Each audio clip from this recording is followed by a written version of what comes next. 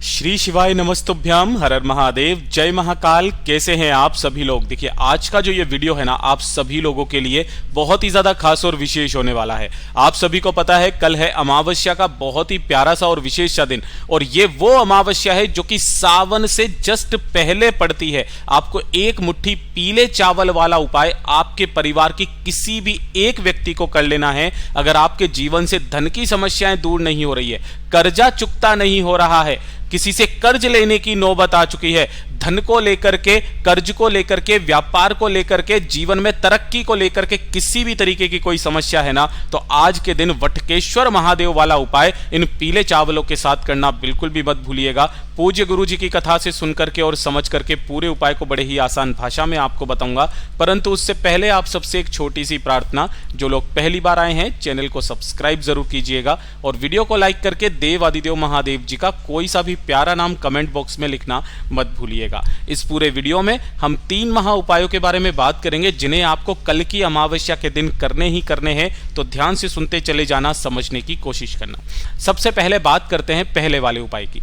पहला वाला जो उपाय है ये किन लोगों को करना है, ये चीज ध्यान से सुनिएगा। पहला वाला उपाय कि अगर आपके घर में धन को लेकर के समस्याएं बनी हुई है ना, कर्जा चुकता नहीं हो रहा है, या फिर धन की ऐसी दिक्कत आ गई है कि आपको कर्ज लेने की नौबत आ चुकी है। पहले व्यापार अच्छा चलता था, व्यापार अब अच्छा नहीं चल रहा है, दुकान अच्छी नहीं चल रही है, नौकरी में तरक्की नहीं मिल रही है, किराया तक देने के पैसे नहीं है। पूज्य गुरुजी ने कहा चाहे कितना भी बड़ा कर्जा क्यों ना हो, बड़े से बड़ा कर्जा तक उतर जाएगा। ध्यान से सुनना किस तरीके से करना है। सबसे पहले आपको लेना होगा एक लोटा। अब यहां पर आप चाहे तांबे का ले लो, चाहे स्टील का ले लो, किसी का भी आपको एक लोटा ले लेना है और थोड़े से एक मुट्ठी के बराबर आपको क्या करने हैं, चावल लेने हैं। ठीक है, अब ध्यान से सुनना कि ये जो चावल होने चाहिए ना, कोई जरूरी नहीं है कि आप इन्हें अक्षती लें, यानी कि पूर्ण चावल के दाने लें। अगर आपके कणी हैं या जो टुकड़े वाले चावल आते हैं वो भी आप ले लेना। एक मुट्ठी चावल के बराबर आपको चावलों को पानी के अंदर गला देना है ना। 1 से 2 घंटे के लिए गला देना। जब वो थोड़े से फूल जाएं, फूलने के बाद उन्हीं चावल का आपको पेस्ट बना लेना है, पीस लेना है ना। थोड़ा सा दरदरा सा उसे आपको पीस लेना है। ये जो पिसा हुआ चावल होता है, इसी पिसे हुए चावल को आपको इस कलश के अंदर डाल देना है। ठीक है, इसी के अंदर डाल करके आपको लेना होगा 1 चुटकी काले तिल। उन 1 चुटकी काले तिल को भी इसी कलश के अंदर डाल देना और इसे पूरा अपने घर के शुद्ध जल से भर लेना। ठीक, अमावस्या के दिन जब भी आप इस उपाय को करने के लिए जाएंगे, तब आपको 1 चुटकी हल्दी अपने साथ लेकर के जानी है, पिसी हुई। ध्यान रखना कितनी, 1 चुटकी हल्दी अपने साथ लेकर के पहुंच जाना आपके आसपास जो भी वट वृक्ष का पेड़ हो। अब यहां पर ध्यान से सुनना इसी वाले उपाय को। जिस वट वृक्ष के पास में आप पहुंचो, सबसे पहले कोशिश करना कि वहां पर एक दीपक लंबी बाती का जरूर लगाएं। लंबी बाती का जो क्रम बताया पूज्य गुरुजी ने कि वो होता है आपके पितरों के लिए, जिसकी बत्ती का मुख आपको दक्षिण दिशा की तरफ रखना है। ठीक है, एक दीपक यहां पर लगा देना घी का, बत्ती का मुख दक्षिण दिशा की तरफ। एक लोटा जो आप लेकर के आए हो जिसमें पिसा हुआ चावल आपने लिया हुआ है ना, और काले तिल डाले हुए हैं, उसी के अंदर अपने पितरों का आह्वान करके 1 चुटकी हल्दी भी उसी के अंदर डाल देनी है। यहां पहुंच करके डालना, वहां जाकर के मत डालना, घर से डाल करके नहीं लेकर के आना, यहां ला करके आपको इसके अंदर डाल देना है। दोनों हाथों में इसे पकड़ना और अपने पितरों से कामना करना कि हे मेरे पितरों, घर पे कुछ संकट का माहौल है, कर्जा बहुत ज्यादा है, चुक नहीं रहा है, सब कुछ करके देख लिया। वटकेश्वर महादेव का स्मरण करना, वटकेश्वर महादेव से कामना करके इस संपूर्ण जल को इसी वाले वट वृक्ष की जड़ों में सींचना, धीरे धीरे करके समर्पित करना।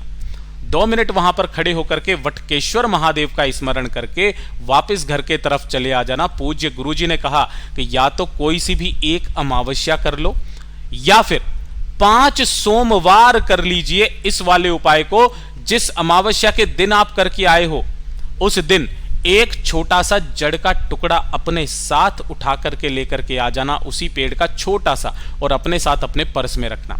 अगर आप इसी वाले उपाय के क्रम को 5 सोमवार कर रहे हो, तो 5वें सोमवार के दिन इस जड़ के टुकड़े को उठाकर अपने साथ में रख लेना।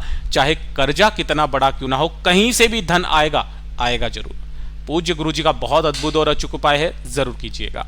बात करते हैं दूसरे वाले उपाय की।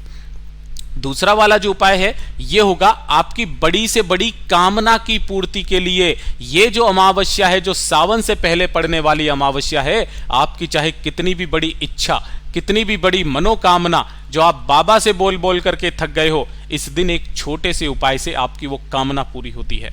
आपको क्या करना है वो ध्यान से सुनिएगा। इसके लिए आपको लेना होगा सबसे पहले एक बड़ का पत्ता, जिसे वट वृक्ष का पत्ता भी कहते हैं, बरगद का पत्ता, इस तरीके से केवल एक पत्ता आपको ले लेना है। ठीक है, एक चुटकी काले तिल आपको लेने हैं। ठीक है, एक चुटकी काले तिल आपको लेने हैं। साथ ही साथ आपको लेनी होगी एक चुटकी हल्दी जो पिसी हुई हो, इस तरीके की हल्दी आपको लेनी है। ठीक है, अब आप अमावस्या के दिन, जिस दिन भी आप इस उपाय को करेंगे, है ना, अपने साथ में एक लोटा शुद्ध जल और इन तीनों चीजों को लेकर के वट वृक्ष के नीचे पहुंचेंगे। बड़ के पेड़ के नीचे, अगर आपके घर के आसपास भी लगा हुआ है वहां पहुंच जाइए। यहां पहुंचने के पश्चात जो पूजा पाठ आपको करनी है पहले कर लेना, क्योंकि जो वट वृक्ष होता है ये आपके पितरों के समान होता है और जो अमावस्या है वो पितरों के लिए समर्पित होती है। जो भी आपने हल्दी ली है, उस हल्दी से आपको इस पत्ते के ऊपर एक स्वस्तिक का निर्माण करना है। मैं हाइलाइटर से कर रहा हूं, शायद आपको दिखाई ना दे, लेकिन सुन लीजिएगा। इस तरीके से आपको एक स्वस्तिक का निर्माण कर देना है। स्वस्तिक का निर्माण करने के पश्चात जो आपने एक चुटकी काले तिल जो लिए हैं वो आपको इसी के ऊपर रख देने हैं और साथ ही साथ इस वाले पत्ते को आपको फोल्ड कर लेना है। फोल्ड का मतलब है कि जैसे कि आपको इसको मोड़ करके और एक छोटा सा बीड़ा टाइप से होता है ना, उस बीड़े को बना लेना। अपने दाहिने हाथ की मुट्ठी में उसे कस के पकड़ करके, है ना, लेकर के आपको क्या करना है, इस वृक्ष की यहीं खड़े से होकर के, जहां से आप इस उपाय को कर रहे हो, यहीं से आपको इस वृक्ष की 7 परिक्रमा करनी है ना। किनका स्मरण करोगे? वटकेश्वर महादेव का 7 परिक्रमा आपको यहां पर करनी है। जब आपकी 7 परिक्रमाएं संपूर्ण हो जाएं, एक लोटा शुद्ध जल जो आप लेकर के आए हो उसे आपको पहले इसकी जड़ों में समर्पित करना है और उसके बाद एक छोटा सा गड्ढा खोद करके उस बड़ के पत्ते को इसी के नीचे गाड़ करके अपनी मनोकामना बोल करके गाड़ करके आ जाइएगा। अगली अमावस्या तक आपकी वो कामना जरूर पूरी होगी। पूज्य गुरु जी का बहुत अद्भुत और अचूक उपाय है, जरूर कीजिएगा।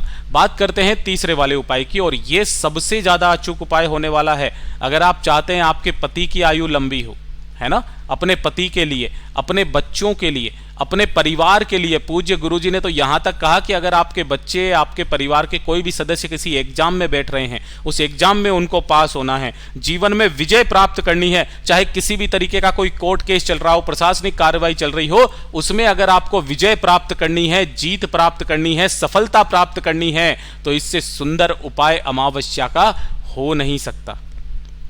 आपको क्या करना है, किसी भी एक वट वृक्ष के नीचे पहुंचना है और यहां पर आपको लेकर के क्या क्या जाना है वो चीज ध्यान से सुनिएगा। यहां पर आपको सिर्फ और सिर्फ 3 चम्मच दही लेकर के जाना है। कितना चम्मच? 3 चम्मच दही आपको लेना है और 1 लोटा शुद्ध जल अपने घर का लेना है। हो सके तो एक गाय की घी का गोल बाती का दीपक महादेव के नाम का वो ले लेना है। ठीक है ना। इन तीनों चीजों को लेकर के आपको पहुंचना है किसी भी वट वृक्ष के पौधे के पास में, पेड़ के पास में, यहां बैठ करके इसका पूजन करना है। लेकिन ध्यान रखना, इसी के साथ आपको एक चाहिए होगा बड़ का पत्ता। इस एक बड़ के पत्ते को आपको इसी के नीचे जड़ों के पास में आपको यहां पर रखना है और इसी बड़ के पत्ते के ऊपर इस पेड़ के नीचे की जो भी मिट्टी है उसी मिट्टी से आपको पार्थिव शिवलिंग का निर्माण करना है। नियम बस ये कहता है कि जो भी आपने यहां पर पार्थिव शिवलिंग का निर्माण करना है वो उस वट वृक्ष के पत्ते के ऊपर करना है। उसका धूप दीप दिखा करके, दीपक लगा करके पूजन अच्छे से स्टार्ट करना है। जब पूजन कर लो उसके बाद में अपने किसी भी काम की विजय याचना या विजय की कामना करते हुए 3 चम्मच दही आपको इसी पार्थिव शिवलिंग के ठीक ऊपर समर्पित करना है।